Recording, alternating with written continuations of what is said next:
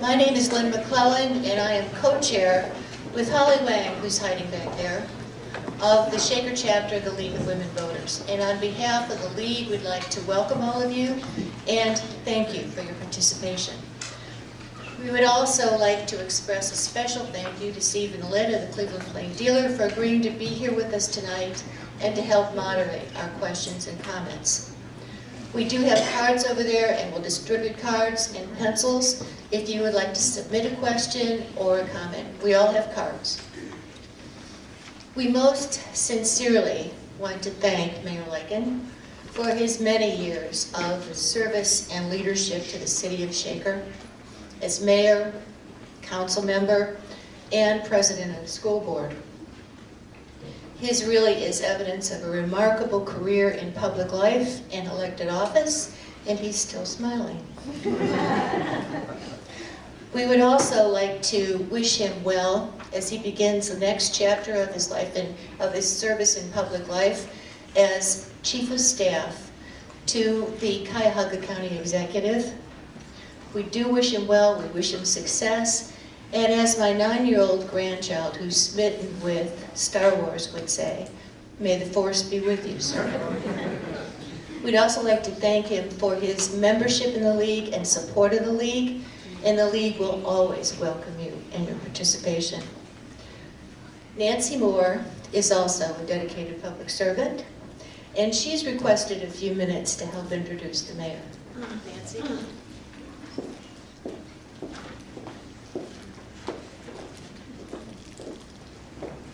Thank you, Lynn. Good evening, everyone. It's my pleasure tonight to introduce our Mayor, Earl Leiken, and his State of the City update address to our community. When I was thinking about how to approach this intro, I thought, well, I can't be as sad as I feel tonight, facing Earl's departure.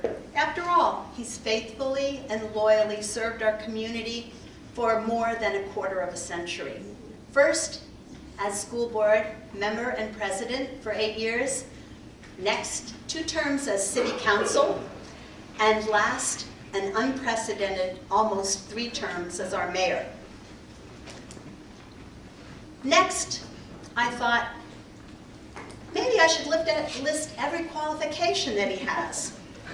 But you can read his CV, and it's impressive. However, anyone joining the county executive as chief of staff obviously has a long list of credentials. So I thought maybe I'd just skip that. Finally, I considered trying to roast Earl.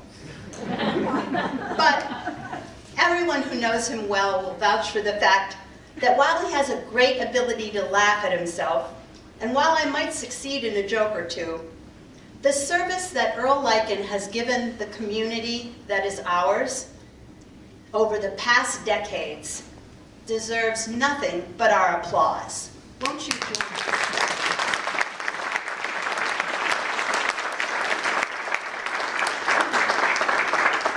So I decided instead to share a few qualities that I think make Earl a rare man for the times. When Earl Leiken took office almost 12 years ago now, there was a brutal, unprovoked, and vicious attack on a Shaker resident. It was a bath by fire for our mayor, but he met the test through sane and calm leadership. Eventually, the police not only investigated, but arrested the criminals. But that wasn't all. Next, the housing crisis struck and caused us to face the most challenging economic time since the Great Depression. The city had to cut staff and reduce critical services. This required strategic thinking and taking a scalpel rather than a hatchet to the budget. Earl Leiken led our city through this very tough decision-making time that involved major changes in the way that Shaker delivered basic services. If any of you is tempted to question whether the mayor's salary is too high, let me tell you that when you face a whole room full of our safety services, fire and police, who are standing there with babies in their arms, knowing that next week they will have no jobs, you would not ask that question. It required guts beyond guts to do what we did, and we were led by none other than Earl Leiken. When revenues were cut even further and the state tax was eliminated, Earl Leiken faced the most difficult decision a Shaker leader can make, to raise taxes. No one felt this decision more poignantly than our mayor. Yet he made another tough strategic decision, leading a campaign to explain the need to raise the income taxes in Shaker. He did this before any other community in the region acknowledged the need, spoke to it, or took decisive action in that area.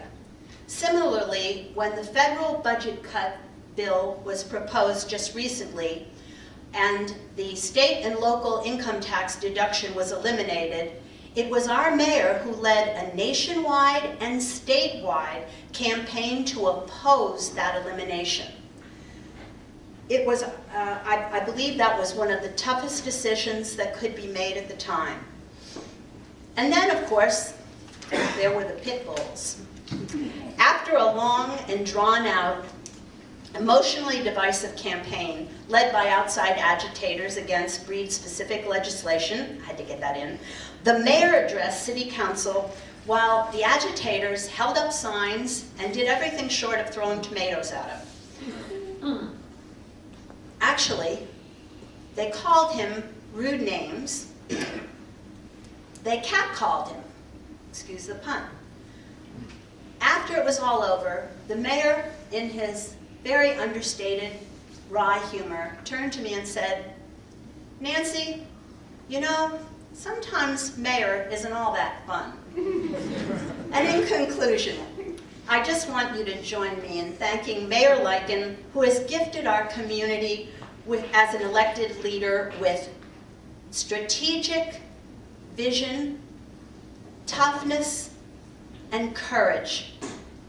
And won't you please also join me in wishing him nothing but the best as he pursues the next step in his career, serving all the residents of Cuyahoga County. Earl, we were and are so fortunate to have had you at our helm. Please join me.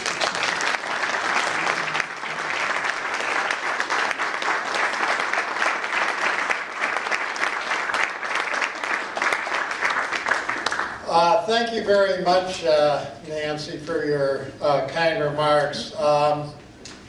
Somebody asked me if this task of being chief of staff for the county isn't an awfully challenging, intense task for me to take on at this point in my life. And I said, well, yes it is, but it's not as tough as what somebody else who's roughly my age is doing, Bob Mueller.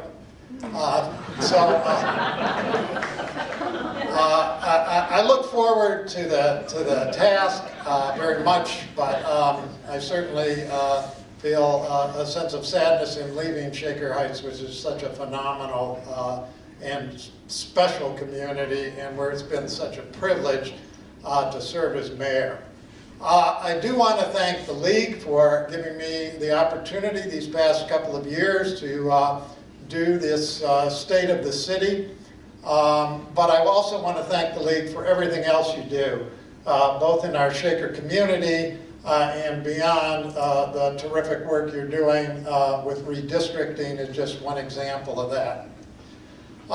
As far as the work of the city is concerned, I want to make it clear that this is very much a team effort. Over the past 10 years, I've been extremely fortunate to work with a wonderful city council and a wonderful group of directors. I'd like to introduce the members of city council, and I do want them to get a round of applause, but because I do want to take this opportunity to thank them for all their support, all their counsel, all their guidance, and all they've done by way of legislation and finding to really help our community step forward and deal with our challenges. Sean Malone, you know, Sean is here. Nancy Moore, Trey Roeder, Juliana Centuria.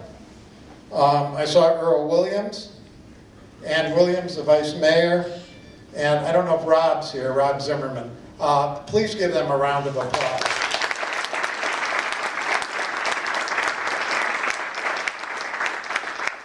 We've also had a terrific staff and group of directors, and they have just done a phenomenal job. They have been the ones that have done all the day-to-day work. And I'm just going to read their names and ask them to stand at the end.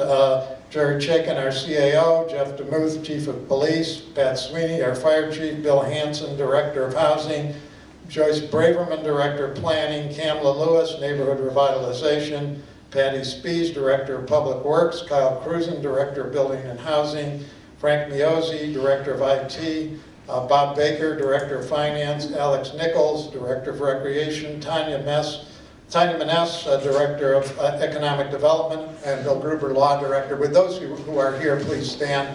Vicki Blank, Director of Communications.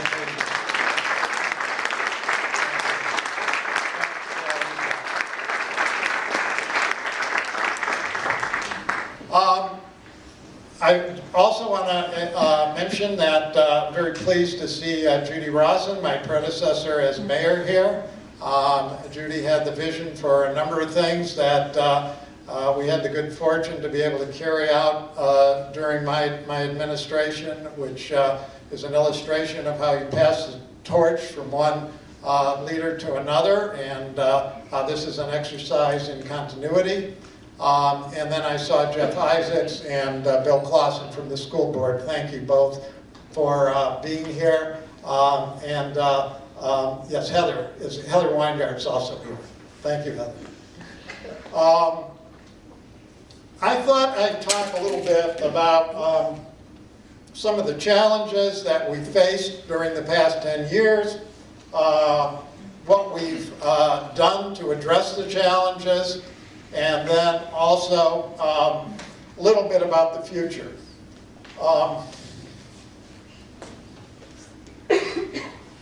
A lot of what we've had to deal with is change.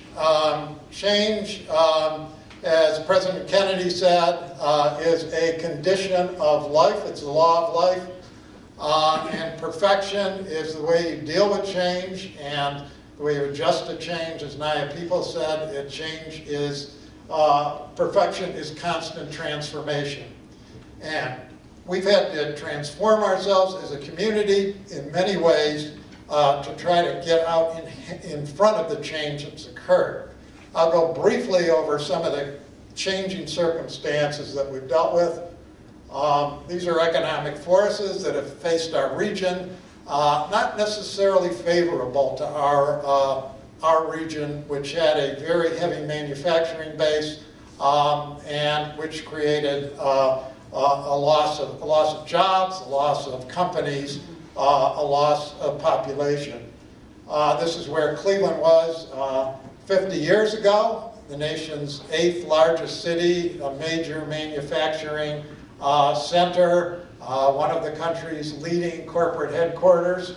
And this is where Shaker was 50 years ago, a population of 36,000. In 1960, we were found to be, based on the 1960 census, the most affluent community in the country on a per household basis, very much tied to Cleveland's economy.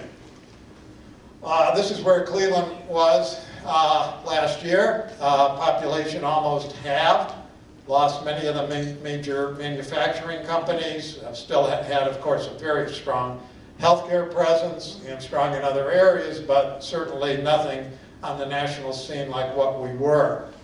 And this is where the impact on Shaker, a decline of about 7,500 people, an increased tax burden on those who were left, and and competing with other communities for many of the residents that were just easy for us to attract to Shaker in the past.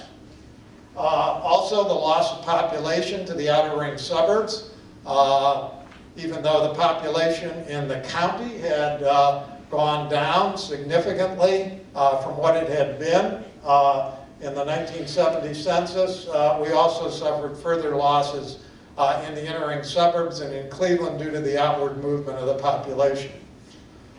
So these are our challenges: long-term decline in the population and economy, movement to outer ring suburbs, high taxation, and an anti-urban agenda of the state and local and federal government, and especially now the federal government with the new tax law that limits deductions for local and state taxes to $10,000. But we have great strengths. Quality of our homes, the physical attractiveness of the community, the strong identity that people feel with their community, the fact that we still have wealth in our community, strong schools, and a highly educated and supportive population, and really a national reputation for quality. Now, everybody knows I like this quote, but I think it reflects what we've tried to do in the last 10 years, and what I hope we can continue to do in the future, and that is to adapt to change and be one of those communities that thrives in the 21st century. Council and the directors and I have worked together in fashioning goals for our community, and these are the goals that we've set, that we are going to be, regardless of what is happening around us, a strong 21st century community with high quality, high functioning neighborhoods, an attractive, desirable quality of life, vibrant commercial and retail development, and effective, cost-efficient government. And this is what we've done: high quality, high functioning neighborhoods. Shortly after I took office, we were faced with a serious foreclosure crisis. Actually, it began just toward the end of Judy's term. And we found ourselves with homes that were blighted and abandoned, problems with some of our commercial buildings as well. We have managed through our efforts in neighborhood revitalization and elsewhere to obtain $1.8 million of funding, which has helped us enormously to demolish blighted homes and abandoned commercial buildings. We obtained $3 million in neighborhood stabilization funds to invest in our neighborhoods. We've done house renovations. We've gone through the Heritage Loan Program to obtain reinvestment in existing homes, and our point-of-sale escrow program, which has been so important to our community, where homes are studied at the point of sale, and where determinations are made of violations, and where there's a requirement to put money in escrow or correct the violations. That has led to a further investment of about $23 million in the community. We did adopt a housing and neighborhood plan in 2015, and these are the goals of that plan. Part of that plan is the Moreland Rising program, which has been effective to substantially increase cohesiveness in that community, and to actually bring neighbors together in programming. We're bringing new housing to that community by repurposing vacant lots. We brought developers to that community, architects, and this is just an example of the types of homes that they're proposing to put into Moreland. We're doing some rezoning to accomplish that. Another new project is the townhomes at Van Aken. which is at Onaway and Van Aken. And this is an example of what that's going to look like. This is an interior picture. And then we're bringing 103 apartments to Van Aken. And Jason Russell, the general manager for the Van Aken district, is here this evening. And if you want to rent an apartment, he can take care of you. You can see they're 1-bedroom, 2-bedroom, and penthouse units.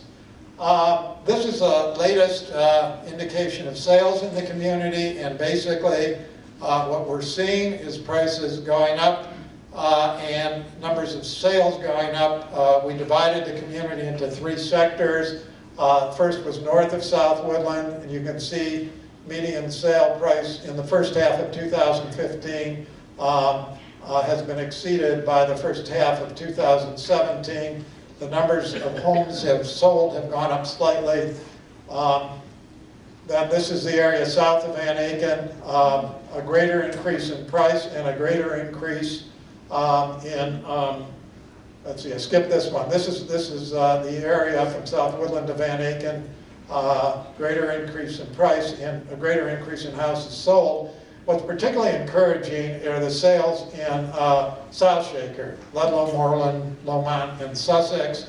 We've seen a dramatic increase in housing sales and also in prices. These are takeaways from the sale of homes.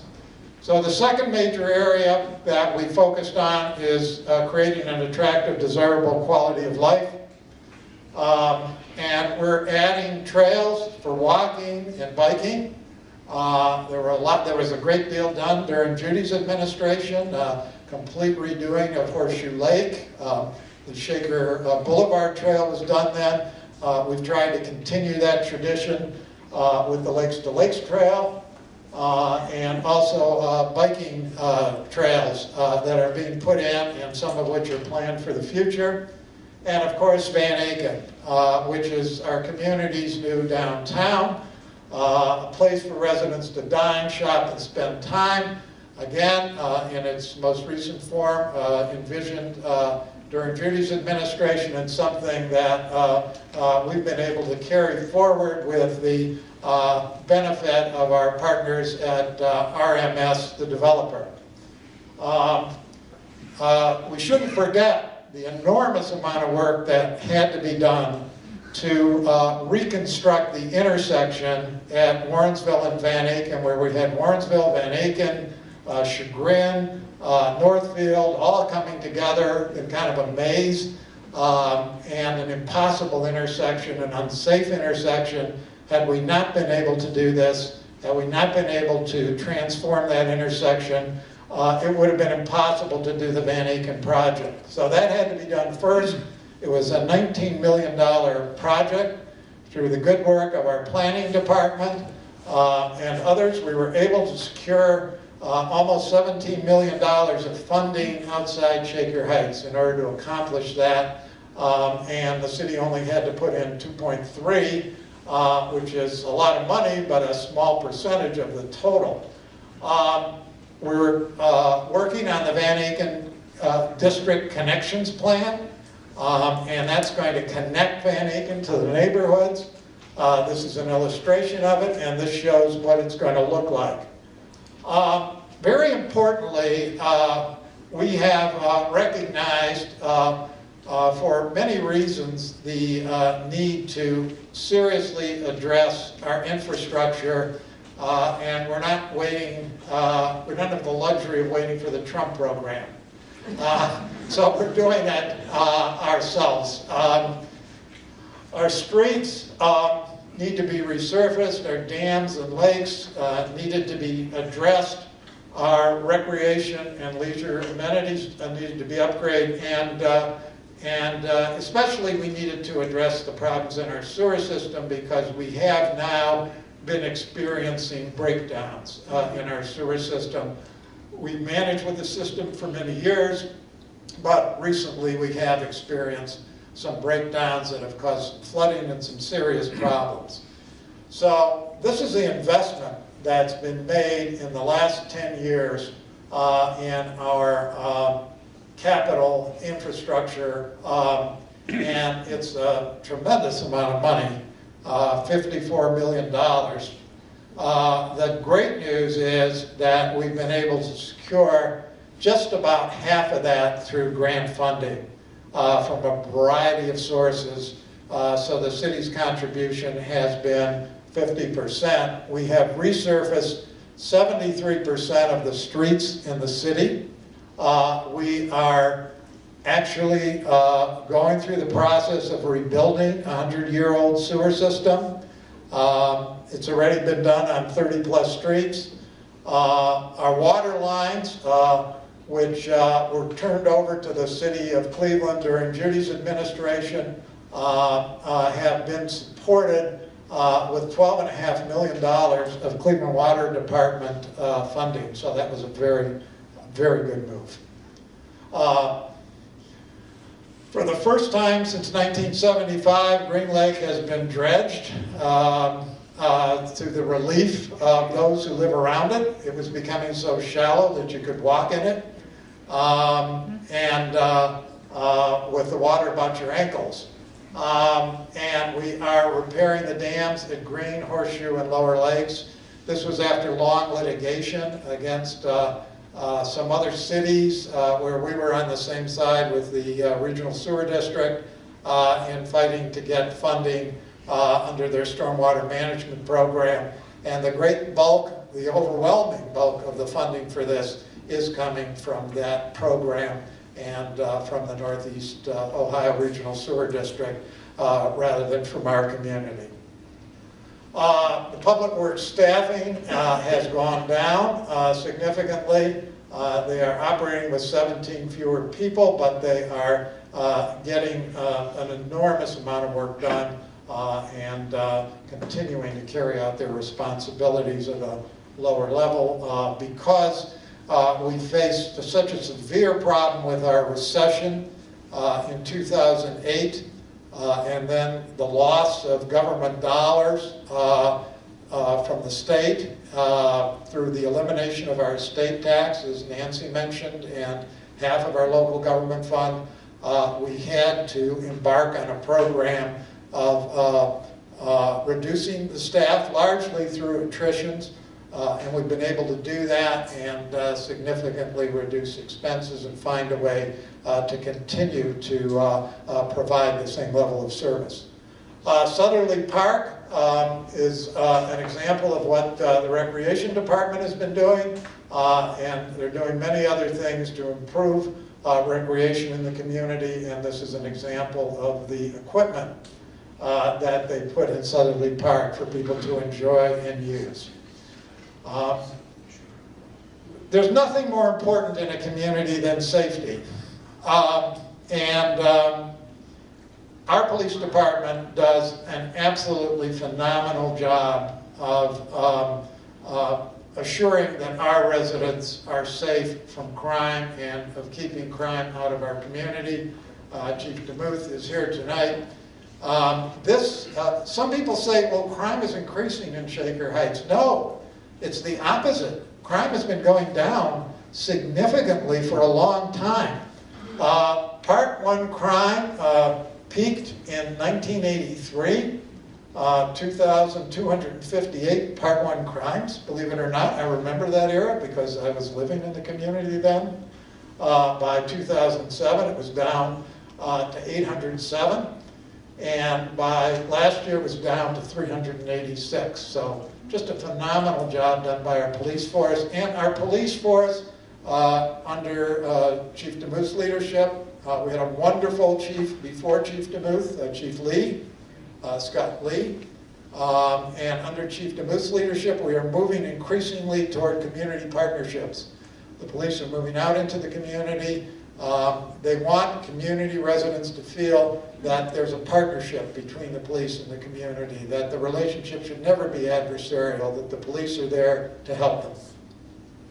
Firefighter staffing has gone down by 17. What's, I think, a great credit to our fire department is that the call volume has gone up. So it went up from 3,500 in 2007 to 4,000, almost 4,100 in 2017. And by working increasingly with other fire departments, by using automatic aid, by using mutual aid, by reconfiguring the way the equipment is being used at the 2 fire stations, they're handling an increased load with a significant reduction in the number of firefighters. Vibrant commercial and retail development.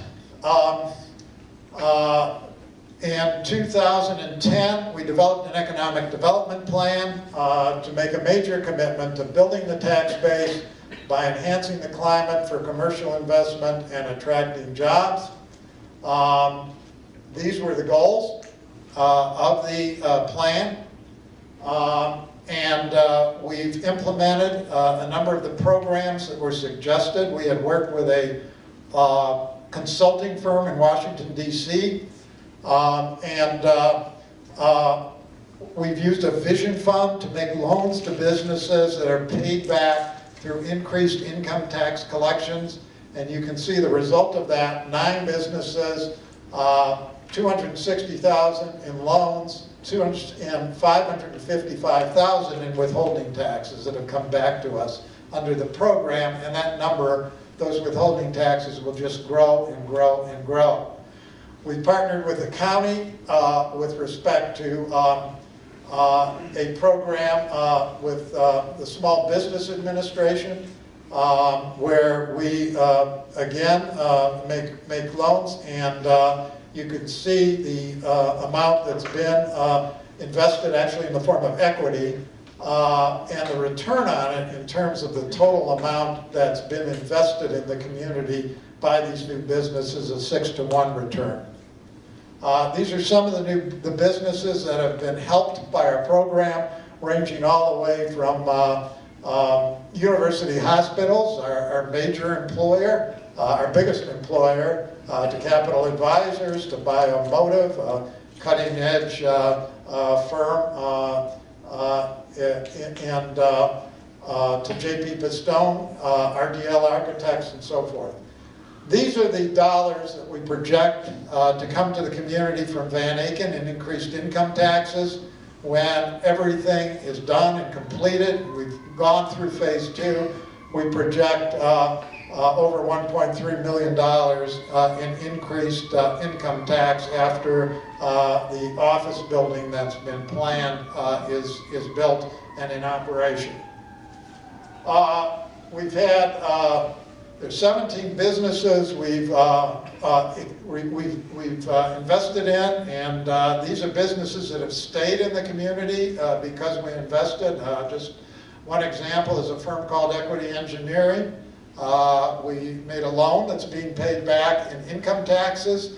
That loan not only kept Equity Engineering, which is a firm that revitalizes oil refineries all over the world, a very substantial company.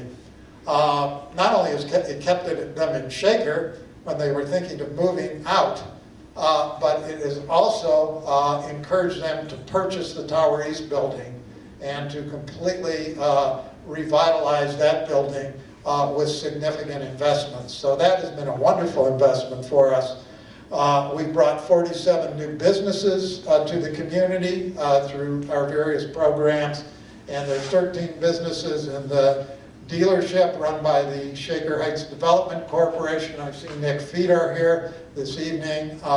That's certainly an important part of our community that has been added for smaller businesses to provide a location in Shaker for them to operate. These are the businesses that we've helped grow and develop and stay here. Tempeh does payroll work for companies all over the country. Equity Engineering, I mentioned Capital Advisors, major financial advisory firm, university hospitals, RDL Architects, and so forth. This is a list of new businesses. And other new businesses, and other new businesses, and this is the group that's at the dealership. With respect to Van Aken, again, something that was envisioned and started in the Rawson administration. This is well underway. I have some pictures, but you don't have to look at the pictures. You can go to the site and see the buildings. It's a business community integrating into and complementing the surrounding neighborhood. These are pictures of what various parts of the project look like. This is a park right in the middle of the Van Aken site that we've been able to, that's going to be built as a result of some state funding we've been able to receive. And this is a picture of the beer garden, all of you at the beer garden. These are existing Van Aken businesses that are there now in the Van Aken district. These are new businesses that are coming as a result of the development. I'm very pleased that RMS has announced some additional tenants that are coming, and those are on the RMS, the Van Aken website. I think it's www.vanAkendistrict.com, but Jason will speak later, he can correct that. Those have just been announced. These are some major commercial operations that are coming. They were not mentioned when I spoke previously about new businesses in Shaker. These are additional businesses that are coming as a result of Van Aken, and major insurance company, substantial law firm. I think it has 21 lawyers, financial services company. RMS is putting its headquarters there, and UH's Suburban Pediatrics, and more to come. So these are some pictures of a number of the tenants. This is Jonathan Sawyer's restaurant, Mitchell's Ice Cream. This is a upscale pizza restaurant from Miami called Harry's Pizzeria. Restore cold pressed juices, Rising Star Coffee, Groove Ride, where I guess people go to groove. Shinola, Whiskey Grade, Evie Lou. This is a beauty salon, I understand. This is an upscale barber shop. This is a florist. Very importantly, the creation of the Shaker Heights Development Corporation. As I mentioned, Nick is here this evening, which is just doing great work along Lee Road to revitalize that area and turn a lot of dilapidated buildings into something that is really going to be of great value to our community. Efficient 21st century government. Our goal, as I said, as a result of the downturn in the economy, the loss of funding, was to go all out to increase operational efficiency and lower costs. We've eliminated 75 positions. We have combined fire and police dispatch operations with 4 other cities. The Heights Hillcrest dispatch operation is now fully going with all the cities involved and on site and doing their dispatch from there. Water line maintenance, I mentioned something Judy had done to Cleveland, which was a great benefit to us. We've turned over our sewer maintenance to the county, a combined SWAT squad with 5 communities, and we have just merged with the county health department and consolidated our building and housing departments. Kyle Cruson, who's heading that joint department, has brought, in working with Jerry Chaikin and others, new technology to the city, which is going to be used by that department. So many of these functions can be done technologically instead of on paper and by hand, and so the process is continuously expedited as compared to what we've done in the past, and we're going to take that technology and apply it to other operations in the city. We have a AAA bond rating, which is the highest achievable. We're one of only 9 communities in Northeast Ohio with a AAA bond rating. All the others are outer ring suburbs. And this is what's happened to city finances. We have managed, fortunately, as the economy has improved, to see a significant improvement in our revenue. So in inflation-adjusted dollars, our income is up by 7.2% from what it was 10 years ago. And in inflation-adjusted dollars, we have reduced our expenses by 7.2%. So we're very proud of that. That is the work, the good work of our directors in managing to make that happen. Summary, you can see what we've done in the area of high-functioning neighborhoods, stabilized neighborhoods, increased home sales, launched a program to make the neighborhood stronger and more cohesive and introduce new housing products. We've added trails and amenities. We reconfigured the major intersection, created a new downtown, fulfilled the vision from the prior administration, resurfaced almost 3/4 of our streets. We're rebuilding our sewer system, dredged and repaired lakes and dams, made the community safer, and took on increased load in EMS and fire, and created under vibrant commercial and retail development, created economic development plan to expand our business base, added 47 businesses, created a new business district, used our tools to increase business revenue and created a community development corporation. And finally, we've reduced the size of city government and the cost. We've achieved an AAA bond rating, consolidated city departments, and introduced new technology.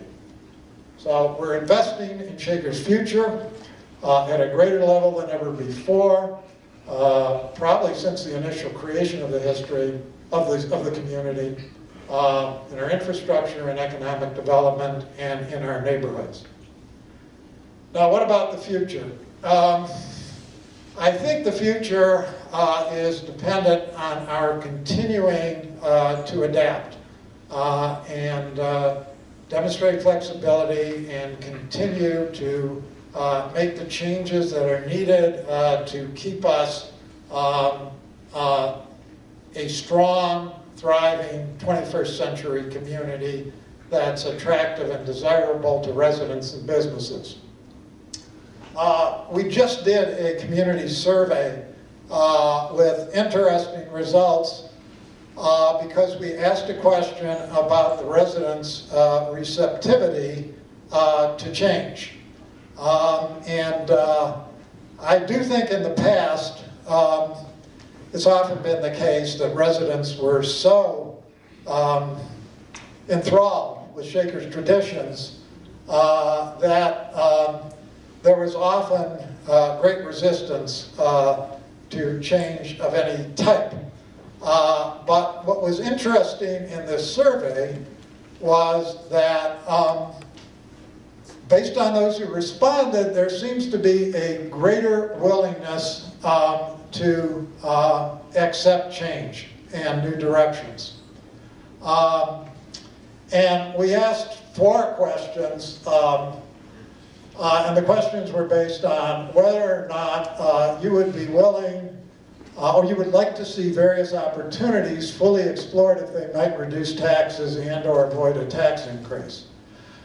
Interestingly and not surprisingly, in the question that asked what the greatest challenges are for the community, overwhelmingly the residents said high taxes. So there's great sensitivity to the taxes, and I think that is compounded by the fact that we've had this new federal tax law which reduces the deductibility of our local taxes, limits it, as I said, to $10,000, which is insufficient for many Shaker residents. So combining the municipal court with other municipal courts to reduce duplication of services and serve a larger population, 76% said they'd like to see that explored. I actually understand that Judge Montgomery is supportive of that with certain qualifications, but that she does actually support that be considered. We sometimes are faced with a great burden in Shaker when the court lacks sufficient funds to pay for itself. That would take a burden off our residents. Merging the Shaker Fire Department with another one of high quality, that was 64%. And again, it's something we tried to do with University Heights. I think it should be considered in the future. It's an enormous cost for every fire department to have to purchase the expensive equipment that goes with firefighting. I think firefighters can be used more efficiently if they're spread across more than one community. And so there was significant willingness to explore that. Joining the county library system, assuming it would continue to operate Shaker's Moreland Library and maintain the same high quality of library and other services we have now, 70%. I know this is a controversial one. We have a wonderful library board. We have a wonderful library board president, Brian Gleiser, who's here this evening.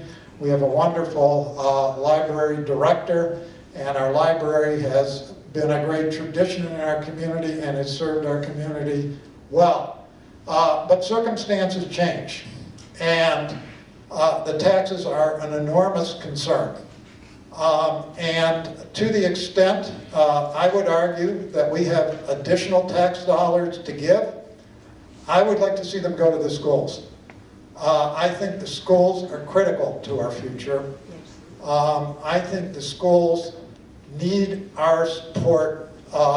We can't succeed as a city without strong schools. So I think the time has come to explore the county option. At this point in time, I really hate to see another tax going on the ballot if there's a possible way to avoid it.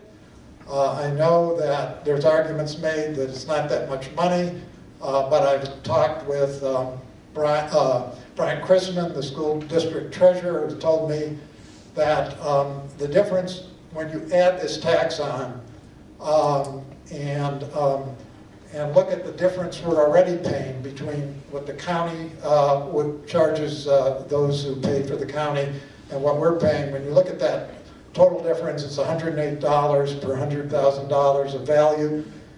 For those people who have $300,000 homes, that's $324. If you have a $500,000 home, that's $550. We need to keep everybody in the community. We can't afford to lose anybody. So I think those dollars are meaningful enough that we ought to be really seriously exploring the alternative option. It would require you to ask for inclusion, but it's not binding.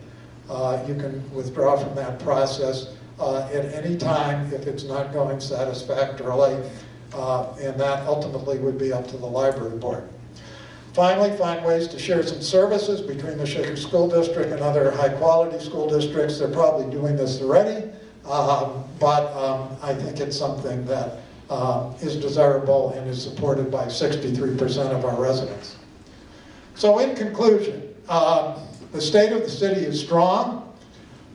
Shaker Heights will have a bright future if we continue to move forward in our goals by adapting to changing circumstances to best position our community for the 21st century. And a final word, I want to thank you from the bottom of my heart for the opportunity to serve this wonderful community for these last 10 years. It has been a fantastic and deeply appreciated experience for me. Whatever I've given to the community, I've gotten much more back. Thank you.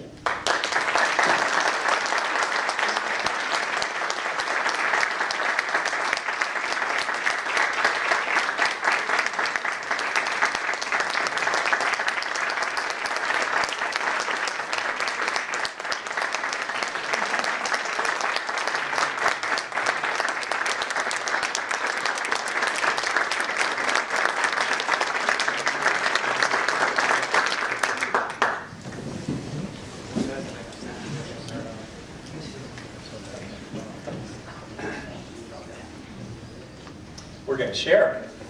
Good evening, everyone. I'm delighted to be here. Thank you to the League of Women Voters for organizing the event. First item here is, I was going to say, I've received very few questions. Now, this makes a total of 9. I've scribbled down quite a few of my own. Okay, 10, maybe we're going to get some more. Is this on now? Hello? Okay. Now we don't need to share. Thank you. Okay. So if you have questions, please put your hand up and you'll get a card and write something down, because this is an opportunity for you to ask questions of Mayor Leiken before he moves on to the county. Mayor, this is quite a list of accomplishments that you've just put up on the board here. I think I would go to the most obvious thing that I think probably many people in the room are thinking: how does Shaker continue this path? What's your advice to the next mayor of Shaker? Well, I do think it's a matter of teamwork. I do think the next mayor, I'm sure, will work very closely with the council and with our staff, our directors. And I think it's the team effort that really brings the results. But as I said in the presentation, I think what we need is the right balance between thoughtfulness and boldness. Thoughtfulness, because you have to really carefully consider all the implications of any decision that you make, but boldness because the status quo isn't good enough. You have to keep moving forward. So if I had to pass along words of wisdom, and I think Judy would probably say the same, I think it's the combination of being thoughtful, but at the same time being willing to take the right kinds of risks in order to keep this community moving forward, particularly in these challenging times. So you made a very persuasive case for regionalism and showed many examples in which Shaker Heights has been pursuing regionalism. But just to be absolutely clear about this, I'm hearing you say vote no on the library levy. Is that correct? Well, that's my position. Now, I respect the position of others who feel differently. Many of them are people I've worked very closely with in the community for many years, and I certainly understand their position. But my view is, as I said, we don't need another tax at this time. That's really moving in the wrong direction to me, particularly in light of this new federal tax law. What we need is a period of to assess the potential impact of the law, and then I think we need to explore, in my view, the alternative, which is becoming a part of the county system. I should say that I've talked with many mayors who are in communities that have the county library, and they're all extremely positive about it. So I think it should be explored and considered, and I think I would agree with the 70% who responded to our survey that that's the better option than to vote for another tax. Okay, so apropos of the survey and the 70%, a resident asks whether or not that survey was biased in some way, weighted to produce the 70% number. And the assertion is that unproven assumptions were built bias into the question, such as joining the county library system should be fully explored if it might reduce taxes and or avoid a tax increase, and assuming it could continue, the county would continue to operate Shaker's Moreland Library and maintain the same high quality. So the sense of the question is that you've kind of put your thumb on the scale in the way the question was structured. Your thoughts about that? Well, I don't agree with that. First of all, it's not conjectural as to whether or not it would reduce taxes. It will reduce taxes, and reduce it even more as compared to the option of voting for an additional tax increase. As to the location in Moreland, I based that on conversations which I had and which members of the Mayor's Financial Task Force had with Sari Feldman, the director of the county library, and the chair of the county library board. Nothing's definitive until it's all written down. I agree with that. They have both said that Moreland would be an ideal location for the county library because it's distant from another county library. It's a perfect location in our community. And then the high quality part was based on something that we want to know as a result of the investigation and exploration, but it's also based on what I've learned and understood from my conversations with people in the other mayors who have the county system. I'll tell one funny story. I was visiting a college roommate of mine in Bethany Beach, Delaware, one summer, and his sister-in-law was there, and we were talking about libraries, and she was a librarian in Brooklyn, and she said to me, "Oh, you're from Cuyahoga County. That's one of the great library systems in the country." So this is a system that does have an excellent national reputation. I'm not saying that it doesn't have to be fully explored as a result of a study, but I am saying that there are strong bases for everything that was in the question. And the question just asks if you would be interested in exploring this in lieu of the tax. It doesn't really ask if, would you, it doesn't suggest that you should automatically go to the county. Right. I promise we'll move on from the library, but I keep getting questions about it, so it does give you a sense. It's the topic du jour. Sense of the room. So one question is, what's the sample size for the survey? Do you have any information on that? Well, the survey is going to be fully presented at the council meeting, the next council meeting. I think it's March 26th, Monday, March 26th. So anybody who's interested in hearing about the survey ought to come then, and we'll certainly put it online, and I'm sure you'll have all that information. Okay, so other questions about the survey? It was done by the Dykes firm, and it was a survey where they felt the sampling was appropriate to determine community attitudes. Right. So another question about it is, did the survey offer the opposite choice?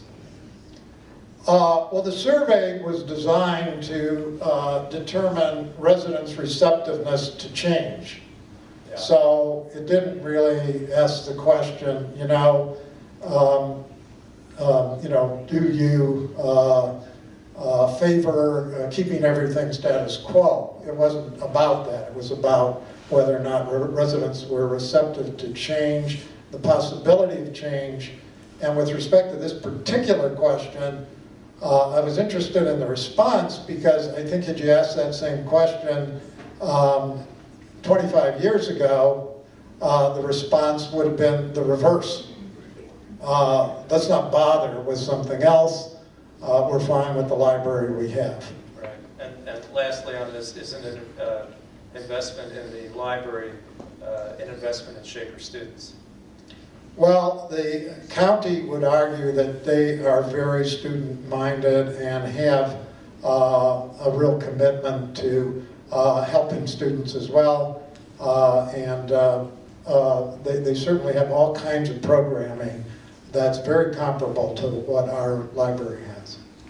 So I want to ask some questions myself here about what I'm going to call the idea of Shaker. And to me, one of the big ideas of Shaker is that it has been a very successfully integrated community for a number of decades. What's your view of how race relations are in the city right now? And what's your vision of the future for race relations in Shaker?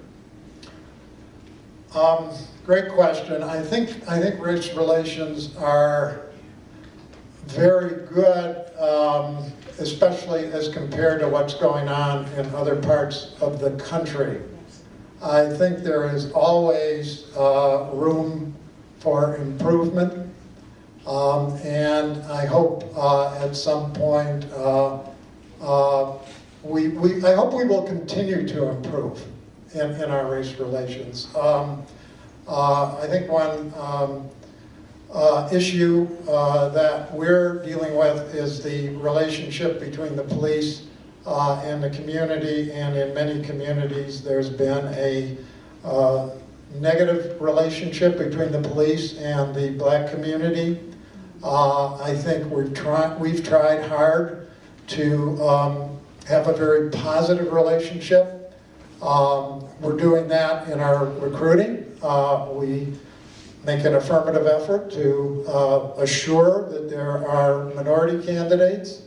We do try to have a diverse police force and strive for diversity in other parts of our city. I think that's extremely important. I think this is an issue that you have to keep striving for, and so I don't feel that we're there. I don't think it's perfect, but I think it's a community, as you say, Steve, that's very successful, particularly in relation to others, and I think it's a testament to the quality of people we have in Shaker that it is that we do have such successful race relations as compared to other parts of the country.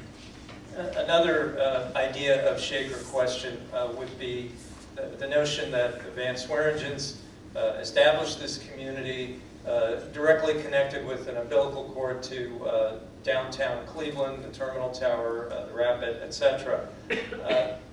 With your understanding of how things are changing in the region in Northeast Ohio now, is that picture of Shaker out of date? Is the changing employment patterns in Cuyahoga County and surrounding counties changing the position of this community within the region?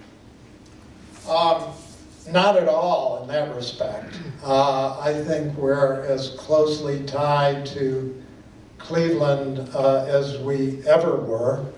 A very large number of our residents work in Cleveland. What's happened to Cleveland has, Greater Cleveland and the city of Cleveland impacts us. The better Cleveland does, the better we're going to do. The more jobs that exist in Cleveland, the more economic growth that Cleveland experiences, the better we're going to do, because we were built as a bedroom community to Cleveland, and while we now know we have to have our own strong economic base, we still are going to be enormously dependent on what happens to the greater Cleveland economy and to Cleveland itself forever. Right, so a related question would be, well, one person writes, how do you plan to work in your new position to benefit cities like Shaker? I'm very glad you didn't say just Shaker, and that you're thinking of other communities in the inner ring suburbs, and to create creative partnerships between those communities and the city of Cleveland. How would you do that in your job? Well, that's a great question as well. Let me just mention one connection we have to Cleveland. I did mention, and everybody knows this, that we have a great healthcare community in Cleveland. We have 3 great hospital systems: Metro Health, University Hospitals, and the Cleveland Clinic. Where do a disproportionate number of those doctors live? Shaker Heights. And if anything shows a close connection between Cleveland and ourselves and the Cleveland economy and ourselves, that does. Well, it's an interesting question about my new position, which I am learning a great deal about, and have learned a great deal about over the past few weeks. I believe very strongly that the connection among the cities in Cuyahoga County and between the county and the cities is very critical, and certainly in my new position I'm going to do everything I can to strengthen those connections. That's not my primary assignment. My primary assignment is going to be to oversee county operations and make certain that they're performing effectively in the way in which the charter, which former Mayor Judy Rawson was one of the authors of, was intended for them to work.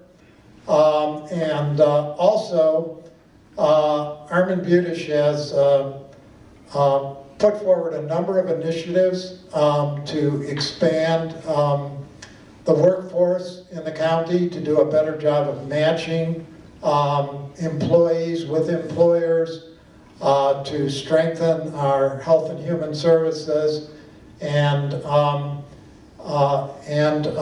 to bring new systems to the county which will help us with economic development and growth. And so that's what I'm going to be primarily involved with, but theoretically and I guess practically, I supervise everybody except Armin. And so I'm going to be really looking to everybody to strengthen those connections with the other communities and with Shaker Heights. And I'm sure that Shaker and the county will have very strong connections. So you're a very deep thinker. I think about government trends in Northeast Ohio and in the state in general. We have a home rule system which is very limiting in some ways in terms of the powers that communities have, and also limiting to the layer of government that you're now entering. If you were able to wave a magic wand and rethink regional government in Northeast Ohio, what would it look like? Would it look a little bit more like Unigov in Indianapolis? Would it look more like regional tax-based sharing that they have in the St. Paul, Minneapolis area? What are your thoughts about that?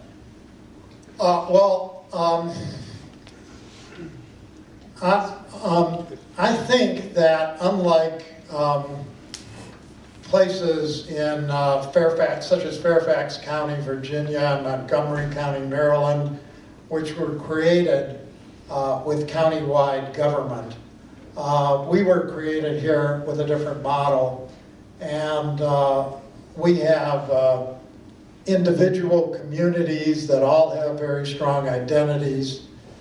So I personally think there's a middle ground, and the middle ground is to have the communities preserve their identity, but look at how we deliver services and what services might be better performed on a county basis by combining various communities to perform those services.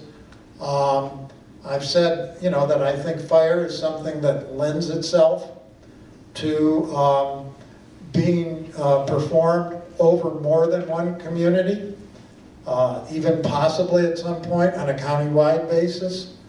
I'm more skeptical about police because I think the need for police services is unique in each community. I know we have unique needs. We border on Cleveland. Our police force is very well designed to deal with our circumstances. And so I believe that it has to be judged on a service-by-service basis, but I do think there are many things that could be done on a broader basis, and I think we're moving in that direction. The dispatch centers being one example. Will those kinds of moves really get to the broader disparities that separate, let's say, the better off communities in Cuyahoga County and the ones that are under more distress, even in a lot more distress than Shaker Heights? That's a tough challenge, but it's something that I think we should all feel a responsibility about. Some communities in the county are extremely well off, and some communities are in really desperate shape. And personally, my feeling is that we should all feel a responsibility for each other, and the communities that are most healthy really ought to share in some way in the needs of the communities that are least healthy. Now, exactly how you work that out, what the formula is, I think remains to be determined, and we haven't settled on any method yet. But I think there are ways of doing it. I think the way we do things collectively with the sewer district, with regional collaboration in other areas are at least beginnings. But I think more can be done. So the spirit that you're speaking in, I think, is yes, we have communities with strong individual identities, but we're also in it all together. Yes, I think we're in it all together.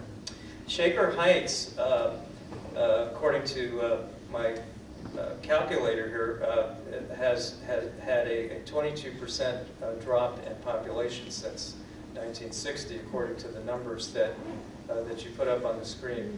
Given everything that you know about developable land in Shaker and the current densities in Shaker, can the city add population? Oh, we can certainly add population. We can increase demand. Certainly the housing prices are not where we want them to be. And we have developable space in various places. Yeah, we can add population. A community that at one point served 36,000 people can certainly serve a lot more than 28,000. I guess the question underlying that is the household size changing, number of persons per household, and is that affecting the population number? It may be in part, and probably is, but if you look at the booming parts of the country, those areas are expanding in population nevertheless. Right.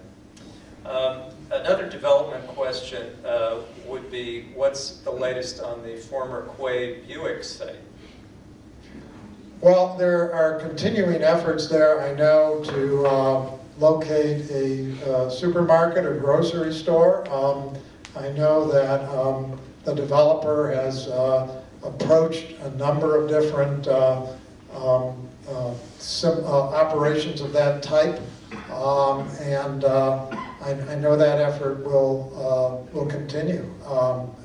We haven't achieved success yet, but I know that is the primary goal.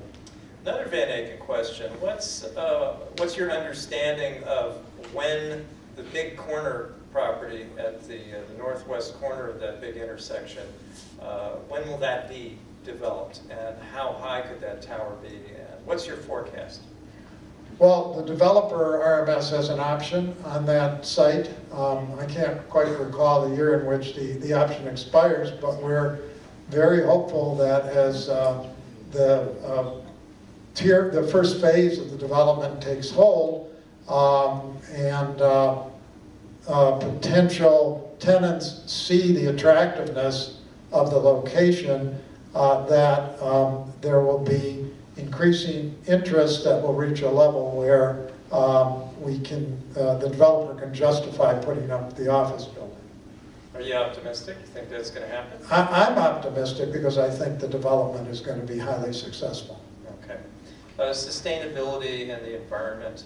There's a questioner here who thinks that Shaker is leaving money on the table by not optimizing recycling of materials, and that the city is doing this incorrectly. There's no detail here about what's behind that assertion, but could the city be doing more for the environment and the bottom line by recycling in an optimal manner? Well, I'm glad you asked that, because I couldn't include everything in my remarks, and I neglected to include the tremendous sustainability effort that a group of our citizens and council members are making in Shaker. Norm Robbins suggested to me after one of our great floods that we form a sustainability committee. Norm is here, and we did that, and Sean Malone, I forget Sean, who's still heading that up, the sustainability effort, or is Ann now? Ann Williams is now heading it up. And so they are working hard to try to encourage our citizens to do things in a green way, and have developed a whole list of ideas and are communicating them to the community. As far as recycling is concerned, I've learned a lot about recycling.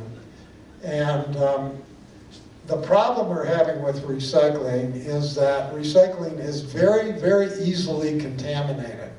Now, I didn't realize how easy it is to contaminate recycling, but apparently you just put something in there that's not recyclable, and that really contaminates the whole load. And so a lot of our recycling has been rejected. And so the Sustainability Committee and Council and the Communications Committee have been working hard to educate the community about what's recyclable and what's not. And there is an app, if you know how to use apps, on your cell phone that you can go to that tells you what to recycle and what not to recycle. Did you want to add anything to that, Ann? No, I would recommend looking at the app and learning more. And we do have a Facebook page, so you can find more information about the Sustainable Shaker Task Force. And encourage you, if you're interested, contact me if you'd like to participate in any way. We welcome everyone. Thank you. Great.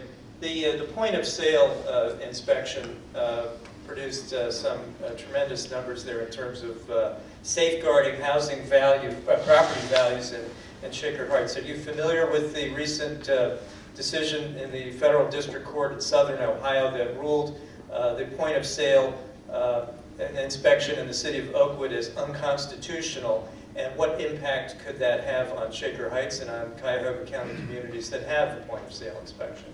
Yes, I am aware of that decision. I was recently at a meeting with a group of mayors and asked to talk about our point of sale ordinance, which actually is a model for the area. And Bill Hansen helped me put together some materials for that meeting. Apparently that decision is not binding on us because it comes from the Southern District, but it is of concern. And if it, and I don't know if it's on appeal to the Court of Appeals at this point, but if it were adopted by the Sixth Circuit, it would pose a real problem. Now, some of the mayors were talking about various ways to distinguish point of sale, their point of sale ordinances from the one that was found unlawful as, I guess, some kind of an intrusion in violation of due process in the community that was involved in the Southern District case. No, I'm not really familiar with all the nuances of that, but it has been suggested that there are maybe ways to distinguish your point of sale ordinance from the one in that case. Okay. So here's one that I hope will make you smile.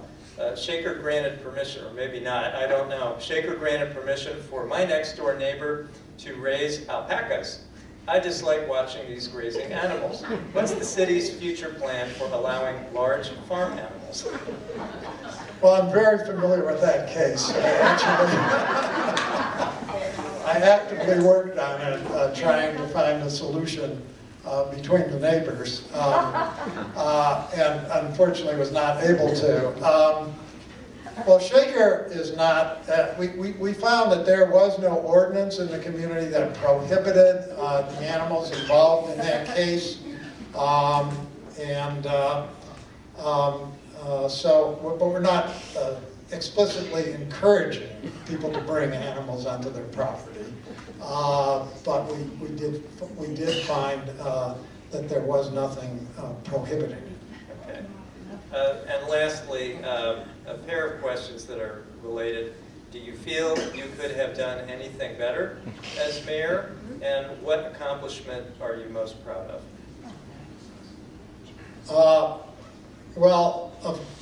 Certainly I could have done some things better. Now, thinking back, I mean, I waded into a huge crisis over the pit bulls. I don't know if I would have taken that one on again.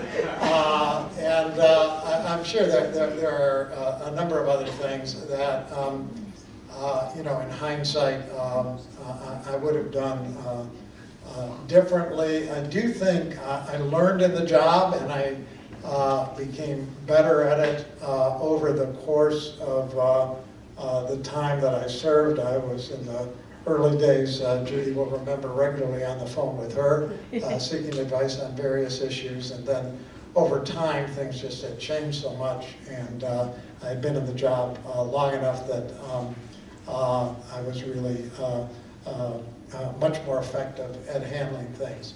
The proudest accomplishments, I would say, are,